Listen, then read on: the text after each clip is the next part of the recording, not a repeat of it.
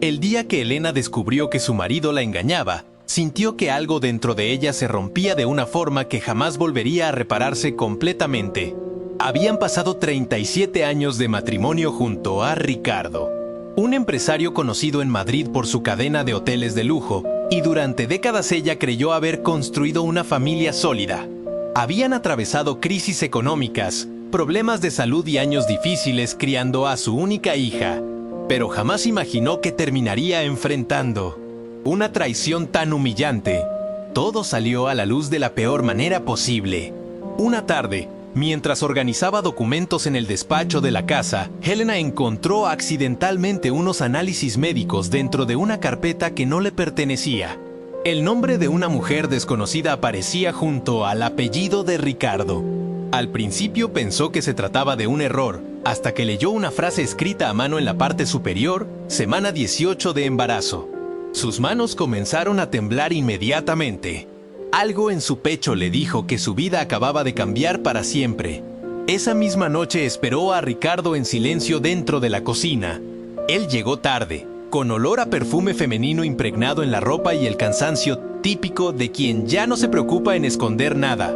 Elena colocó los documentos sobre la mesa sin decir una palabra. Durante algunos segundos, Ricardo apenas observó las hojas como alguien atrapado sin salida. No intentó negar, no pidió perdón.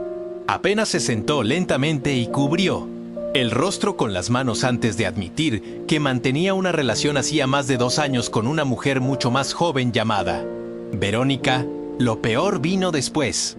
Con la voz baja y fría, confesó que ella estaba embarazada de 6 meses. Lena sintió el estómago revolverse de una forma tan violenta que necesitó apoyarse en la pared para no caer. Durante décadas había permanecido al lado de aquel hombre, cuidando de la casa, acompañándolo en eventos, sacrificando sueños personales para ayudarlo a construir un imperio. Y ahora escuchaba todo aquello como si fuera una extraña. Los días siguientes dentro de la mansión fueron una tortura silenciosa. Ricardo comenzó a dormir en otro cuarto y evitaba cruzarse con Elena por los pasillos. La noticia todavía no había llegado al resto de la familia, pero el ambiente dentro de la casa ya parecía completamente muerto. Elena apenas conseguía comer. Caminaba por las habitaciones viendo fotografías antiguas, viajes, cumpleaños y celebraciones familiares, como si estuviera observando la vida de otra mujer. Lo que más la destruía no era solamente la traición, era la frialdad con la que Ricardo actuaba después de tantos años juntos. Parecía más preocupado por el escándalo público y la división de bienes que por el dolor que había provocado. Elena comenzó a entender que el hombre que amó durante toda la vida probablemente había desaparecido hacía mucho tiempo y ella simplemente no quiso verlo. 3 días después, la familia de Ricardo pidió una reunión urgente en la mansión principal. Elena bajó las escaleras sintiendo un peso extraño en el pecho. En la sala estaban los padres de Ricardo, 2 abogados y la hermana mayor de él. Todos tenían expresiones tensas y evitaban mirarla directamente. La conversación comenzó de forma aparentemente cordial, pero rápidamente tomó un rumbo humillante. El padre de Ricardo explicó que la situación necesitaba resolverse con discreción para evitar daños a la imagen de la familia y de los negocios. Después de algunos minutos de rodeos, uno de los abogados colocó una carpeta sobre la mesa con los documentos del divorcio. Junto a ella había una propuesta financiera, $12 millones para que Helena firmara inmediatamente, renunciara a futuras disputas y desapareciera discretamente de la vida de Ricardo. El silencio en la sala se volvió sofocante en aquel instante. Elena observó cada uno de aquellos rostros durante varios segundos. Ninguno parecía sentir culpa real, apenas incomodidad, como si ella fuera un problema que necesitaban resolver rápidamente antes de que afectara la reputación de la familia. La hermana de Ricardo intentó justificar diciendo que aquello garantizaría un futuro cómodo para Elena, pero sus palabras sonaban vacías. Dentro de ella, algo cambió en ese momento. La mujer humillada y destruida, que lloró durante días, parecía desaparecer lentamente. Elena respiró hondo, cerró la carpeta con calma y entonces sonrió por primera vez desde el descubrimiento de la traición. Gracias, dijo con una tranquilidad que desconcertó a todos. Luego tomó la pluma y firmó los documentos sin discutir absolutamente nada. Ricardo levantó la mirada sorprendido, como si esperara gritos, escándalos o amenazas. Pero Helena apenas se levantó, subió al dormitorio y comenzó a hacer las maletas aquella misma noche. Una semana después, Helena abandonó Madrid rumbo a Lisboa llevando apenas algunas ropas, documentos personales y una sensación extraña de vacío absoluto. Al llegar a Portugal alquiló un pequeño apartamento cerca del río Tajo, lejos del lujo al que estaba acostumbrada. Durante los primeros días casi no salió. Pasaba horas sentada frente a la ventana observando las calles mojadas y escuchando el ruido distante de los tranvías. El dolor seguía allí, pesado, constante, pero junto a él comenzaba a surgir otra sensación que Helena no experimentaba hacía décadas: silencio. Nadie le exigía nada. Nadie esperaba que actuara como la esposa perfecta. Por primera vez en mucho tiempo, no necesitaba sostener una imagen de felicidad falsa delante de otras personas. Mientras tanto, en Madrid, Ricardo comenzó oficialmente su nueva vida junto a Verónica. La joven apareció rápidamente en eventos sociales usando joyas caras y ocupando espacios que durante años pertenecieron a Hela. Revistas de celebridades publicaban fotografías del nuevo embarazo millonario y hablaban sobre la renovación en la vida del empresario. Helena veía algunas noticias por internet, pero evitaba leer demasiado. Cada imagen todavía dolía. Aún así, existía algo que ella no conseguía entender completamente. Antes de partir, Ricardo parecía nervioso, inquieto, como si cargara algún peso que no tenía valor de revelar. Algunas veces durante el matrimonio insinuó querer conversar sobre asuntos importantes relacionados con la familia, pero siempre desistía en el último instante. Con el paso de los meses, Helena comenzó lentamente a reconstruirse en Lisboa. Caminaba todas las mañanas por las calles antiguas de Alfama, tomaba café en pequeñas cafeterías y volvió a pintar. Un hobby que había abandonado décadas atrás por culpa de las obligaciones familiares. Nadie allí conocía su historia. Era apenas una mujer extranjera intentando empezar de nuevo después de una vida difícil, y eso le daba una sensación extraña de libertad. Por primera vez, Helena empezó a preguntarse quién habría sido si no hubiera dedicado toda su existencia a sostener la vida de Ricardo. Aquella pregunta la perseguía cada noche antes de dormir. Casi un año después del divorcio, Helena recibió una llamada inesperada desde Madrid. El número pertenecía al antiguo abogado personal de Ricardo. La voz del hombre sonaba nerviosa y apresurada. Ricardo había muerto aquella mañana después de sufrir un accidente cerebrovascular fulminante durante un viaje de negocios. Durante algunos segundos, Helena permaneció completamente inmóvil sosteniendo el teléfono. A pesar de todo lo que ocurrió, escuchar aquella noticia provocó en ella un dolor difícil de explicar. Ricardo había sido el amor de su vida durante casi 4 décadas. Una parte de su historia moría junto con él. El funeral ocurrió 3 días después en Madrid. Helena dudó mucho antes de decidir regresar, pero algo dentro de ella sentía que necesitaba cerrar aquel capítulo mirando todo de frente una última vez. Cuando llegó a la ceremonia, el ambiente estaba cargado de tensión.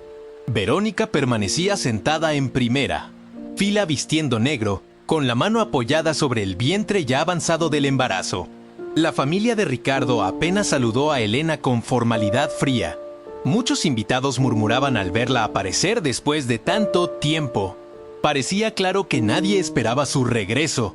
Durante toda la ceremonia, Helena sintió miradas incómodas siguiéndola por la iglesia. Verónica evitaba cruzar los ojos con ella, pero existía una arrogancia evidente en su postura. Parecía convencida de ocupar definitivamente el lugar que antes pertenecía a Helena.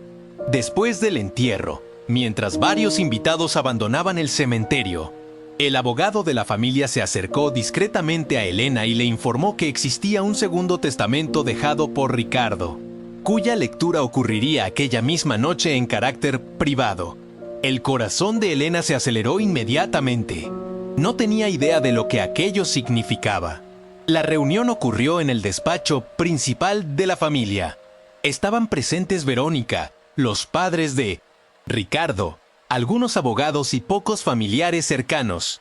El ambiente estaba pesado, casi hostil. Verónica parecía segura de sí misma, convencida de que heredaría la mayor parte del patrimonio. Durante varios minutos, el abogado leyó documentos financieros, propiedades y divisiones empresariales. Elena escuchaba todo en silencio, sintiendo el cansancio emocional acumulado de los últimos meses. Entonces el hombre abrió un sobresellado separado del resto. Explicó que aquel documento había sido registrado en secreto pocos meses antes de la muerte de Ricardo y solo debía ser leído después de su fallecimiento. El silencio dentro de la sala se volvió absoluto. El abogado ajustó las gafas y comenzó a leer lentamente. Ricardo declaraba que había cometido el mayor error de su vida al destruir el matrimonio con Elena y que solo después del divorcio comprendió la dimensión de todo lo que ella sacrificó por él durante décadas. También decía que se dio cuenta demasiado tarde de que estaba rodeado de personas interesadas únicamente en su fortuna y no en su felicidad real. Verónica comenzó a cambiar de expresión en aquel instante. Su incomodidad era evidente. Entonces llegó la frase que paralizó completamente la sala.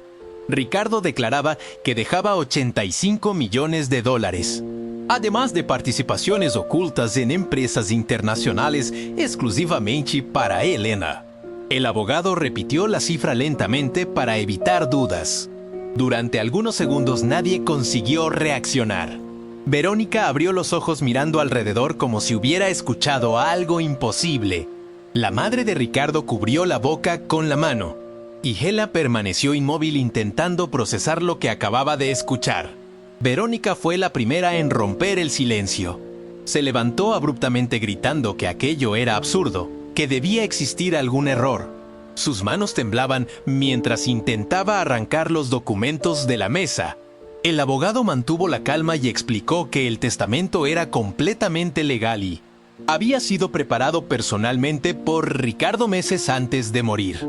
Cuanto más hablaba, más desesperada parecía ponerse Verónica, hasta que, en medio de la discusión, el rostro de ella perdió completamente el color.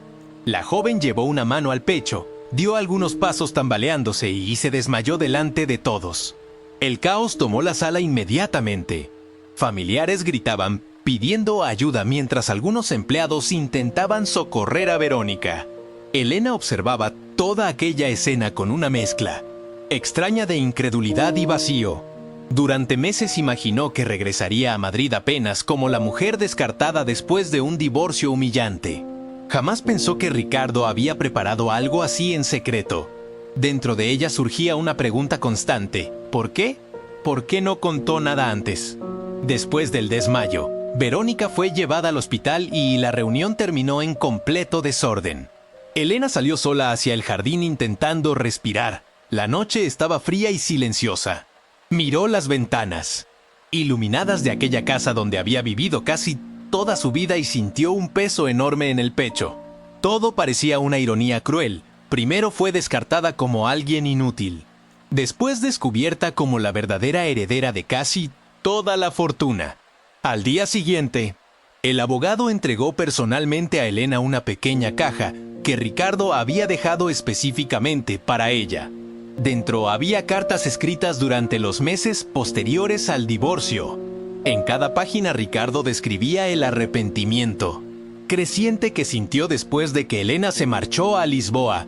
Admitía que la relación con Verónica rápidamente se transformó en una pesadilla llena de intereses, discusiones y manipulaciones. También confesaba que la familia presionó el divorcio para proteger la imagen de los negocios, pero que comprendió demasiado tarde que había destruido a la única persona que realmente estuvo a su lado en todos los momentos difíciles. Elena pasó horas leyendo aquellas cartas sola dentro del antiguo dormitorio de la mansión. Algunas páginas estaban manchadas, como si Ricardo hubiera escrito llorando o bebiendo. Hablaba sobre noches sin conseguir dormir, sobre el silencio de la casa después de la partida de Elena y sobre la culpa insoportable que cargaba. El dinero dejado en el testamento parecía, de cierta forma, un intento desesperado de compensar algo imposible de reparar. En los días siguientes, La noticia del testamento secreto se extendió rápidamente por Madrid. Programas de televisión y periódicos hablaban de la exesposa que recibió una fortuna inesperada mientras la joven amante quedó prácticamente sin nada además de escándalos y deudas. Elena odiaba aquella exposición, pero no consiguió evitarla. Personas que pasaron meses fingiendo que ella no existía ahora intentaban acercarse nuevamente. Algunos familiares de Ricardo incluso pidieron reuniones privadas. Elena rechazó casi todas. Verónica recibió el alta del hospital algunos días después, pero su situación cambió completamente. Descubrió que gran parte del estilo de vida que llevaba dependía directamente de bienes que ahora ya no le pertenecían. Además, comenzaron a surgir investigaciones sobre gastos excesivos y movimientos financieros realizados durante la relación con Ricardo. Poco a poco, las personas que antes la rodeaban comenzaron a desaparecer. Elena observaba todo aquello desde lejos sin sentir satisfacción real, apenas cansancio. Una tarde, mientras caminaba cerca del río en Lisboa, Elena finalmente entendió algo que llevaba meses intentando aceptar. El dinero jamás compensaría la humillación, la traición o los años perdidos. Pero si representaba algo importante, Ricardo, al final de la vida, reconoció quién realmente estuvo a su lado cuando nadie más estaba. Esa percepción le trajo un tipo extraño de paz que jamás imaginó sentir. Con parte de la fortuna, Elena decidió abrir una fundación destinada a mujeres mayores que enfrentaban divorcios abusivos y abandono financiero. Después de décadas dedicadas a la familia, ella sabía exactamente cómo era despertar un día sintiendo que toda la vida había sido descartada como algo sin valor. Transformar aquel dolor en algo útil se convirtió en su manera de seguir adelante. Meses después, Helena regresó una última vez a la mansión donde todo había comenzado. La casa estaba parcialmente vacía y mucho más silenciosa de lo que recordaba. Caminó lentamente por los corredores tocando algunos muebles antiguos y observando fotografías todavía colgadas en las paredes. En determinado momento se detuvo frente al espejo del salón principal y casi no reconoció a la mujer reflejada allí. Ya no era la esposa humillada que salió destruida firmando un divorcio millonario. Había algo diferente en su mirada ahora. Antes de marcharse definitivamente, Elena abrió una de las últimas cartas escritas por Ricardo. La frase final decía apenas: «Tú fuiste la única persona que me amó antes de que existiera el dinero». Helena cerró los ojos sintiendo las lágrimas bajar lentamente por el rostro. Algunas heridas nunca desaparecen completamente, pero en aquel instante entendió que, a veces, la vida tarda demasiado en revelar quién fue realmente la persona que perdió todo al final.